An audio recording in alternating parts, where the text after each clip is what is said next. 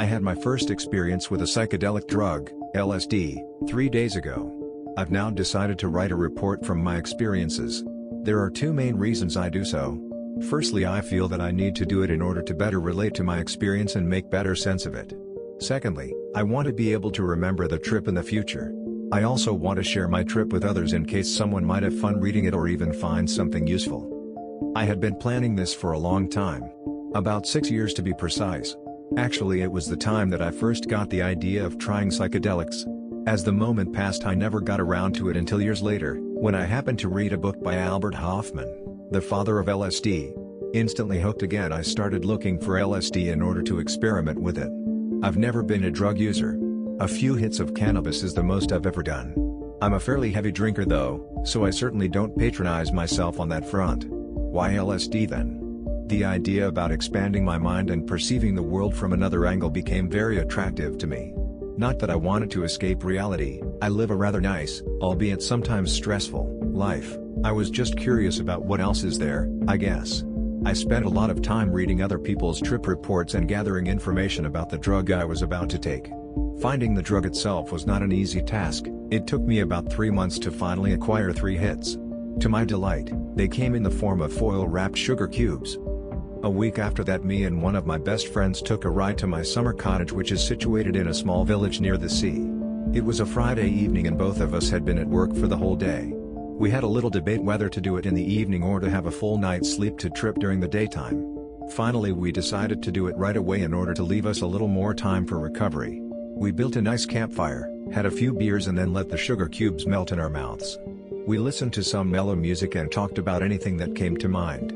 The night was dark and pretty typical for autumn, windy with the occasional few drops of rain. That didn't bother us in the slightest since we had an awesome campfire to warm ourselves with. About an hour after taking the cubes, we started to feel a little bit funky. The music started to feel really good, and did I tell you that we had orange juice to go with our trip?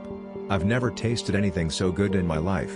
The taste was so full and it resonated with all of my taste buds. When we had our first sip, me and my friend looked each other in the eyes and just started laughing in unison as we knew something was up.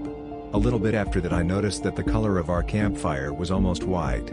As we admired it, we thought that we had built the greatest campfire ever. It was just so beautiful. At one point we were a little bit startled as the music started to feel like it was around us. We quickly realized that it was actually a locust that started singing to the tune of our music. About 2 hours into the trip, we were both very happy and calm. Occasionally we would remark on something around us that seemed a little bit unusual. In one moment, when we had let our campfire burn a bit low, we were a bit startled about a huge spotlight lighting us from behind. When we looked behind ourselves, we saw that it was actually the usual lamp we have on our patio. It does not burn bright at all, but we perceived it as a huge spotlight behind us. We quickly built up the fire again and the spotlight faded a little bit. A little bit after that, I stood up and started looking at the grass that was moving in the wind. It took about 5 seconds for fantastic patterns emerge in the grass. It felt like the ground was breathing and it was amazing. About 3 hours into the trip, we started to feel that the trip was about to end. Maybe it was because I had put on some music that was too energetic instead of the mellow vibes we had before. Anyway, I decided to switch back to the mellow music and me and my friend smoked a little cannabis. About 5 minutes later, we were both watching the grass again, as it started to move again. We were just looking at it, mesmerized, when all of a sudden I felt like my head grew a few pounds heavier and I decided to sit down by the fire again. I was sitting eyes closed and giggling at the funny images that were flashing before my eyes for about 5 minutes when I suddenly started to feel a little nausea. I then decided to go into my house to lie down. I told so to my friend, who was still standing, looking in the grass, and entered the house. I also started to feel a little anxious, but I tried to reassure myself that it is normal. I took off my overcoat, put an empty bowl in front of my bed in case I needed to throw up, and then remembered that we had just added some logs to the campfire. By that time it was pretty hard to concentrate, but I still went out and rearranged the logs so that there would be no chance of a fire in case nobody touched those again. Then I went back to the house and lied down and crept under a sleeping bag. I realized that I was about to start hallucinating and tripping. Images were already flashing before my eyes extremely fast, accompanied by meaningless bits of syllables forming words that don't exist. The imagery I saw was very cartoonish. With the images came the thought rally. I had about 15 thoughts all at once and it was impossible to concentrate on any of them since it just led to new thoughts. This startled me a bit and I felt myself getting anxious again. Again I reassured myself that I was tripping and it was going to be alright. I had a clock in my view and even though I had been lying down for a long time, it only amounted to about 2 minutes. I then decided to experiment for a bit.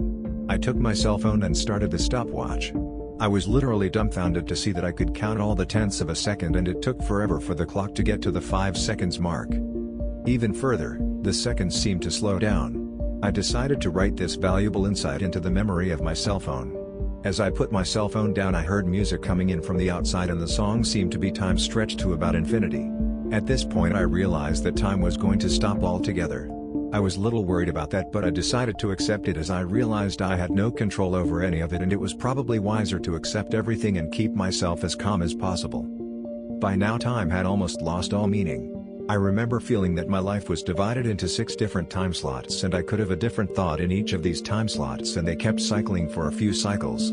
Geez, I thought, this is what going schizophrenic must feel like. That effect soon ended and I was left with a never-ending cascade of cartoonish pictures and thoughts that I really had no option to concentrate on. I lost all my bearings and I was deep into the trip. I remember thinking that what if this is what going insane feels like? But again I chose to accept everything and deal with the possible insanity when the trip was over. At some point I remember that I was transported back to my child self who was very confused. A calm entity stood over me and offered reassurance, "Don't worry, we will take care of you in here." A bit after that I had a vision about me being one with all the living beings in the universe. I know it's a cliché, but I distinctly remember the feeling of unity and a steady hand guiding me through the experience and reassuring me. I also remember being on an antique Roman galleon setting sail on the river with a pat on the back from the people who stayed behind with words, "We welcome you among ourselves." Somewhere around this time my friend decided to come into the house to lie down too. I remember being a little startled by his entry but then I greeted him and told him where his designated bunk bed was. I also advised him to get under covers in order to not get a cold. Afterwards my friend told me that he thought I wasn't tripping at all. I looked so normal. Actually I really had to concentrate to be coherent to him. I guess it goes to show that even though tripping, it is still possible to maintain human contact on some basic level. There were some brief respites from tripping hard. I think they came in as a sinusoid and they lasted for a very brief while. During those times I got back to my body to get my bearings. I was also able to watch the clock, 20 minutes after starting to trip hard, and reassure myself that all is okay. I had a pretty anxious feeling in my stomach during some points of the trip, but it never got any worse since I was able to keep my composure. I guess I say that a lot, don't I? About 1.5 hours after starting to trip the effects started to fade and I was able to return to my body for a longer while. The visuals came back of course, but they were somehow fewer and I was able to handle them with relative ease. About 2 hours after that I felt better yet but still not steady enough to climb out of the bed. About 6 hours after starting to trip I finally decided that I was back to earth and decided to celebrate by taking a long piss in the yard and eating an orange in the house. After that I finally went to sleep. The day after, we just basked in the sun, drank a few beers, had a barbecue and just talked about our experience. My friend's trip was an awesome one. He told me that he only started to get a little anxious in the latter stages of the trip when he thought that enough is enough, but he was still tripping a little bit. In conclusion, I don't regret trying LSD. Even though I thought I was well prepared for the trip, the intensity of the trip is something that I think nobody can really prepare for. I consider myself lucky that I was able to contain my anxiety and I didn't let this experience become a bad one. The trip literally opened my eyes to another realities in a sense that at times during the trip I was furthest away from home I've ever been. I also gained insight into where Salvador Dali and countless other artists and musicians get their inspiration from. I also remember understanding why David Lynch makes his movies the way that he does. As to myself, I found out that I have been suffering from a mild form of anxiety disorder probably related to the stress at work, my alcohol consumption at weekends and lack of regular exercise. I actually understood this while tripping. I had been having the symptoms long before it, but the trip somehow intensified it and I still feel a little queasy 3 days after tripping, while writing this report. It isn't anything too bad and I will most probably be able to cure myself from this problem. However, it goes to show that LSD is not to be taken lightly. Would I ever do it again? I'm not sure at this point. Definitely not in the near future, but maybe in a couple of years? Who knows? However, I don't think I will be smoking cannabis while under the influence of LSD again. It made the trip a bit too intense for my liking. I hope you enjoyed this trip report as much as I enjoyed writing it.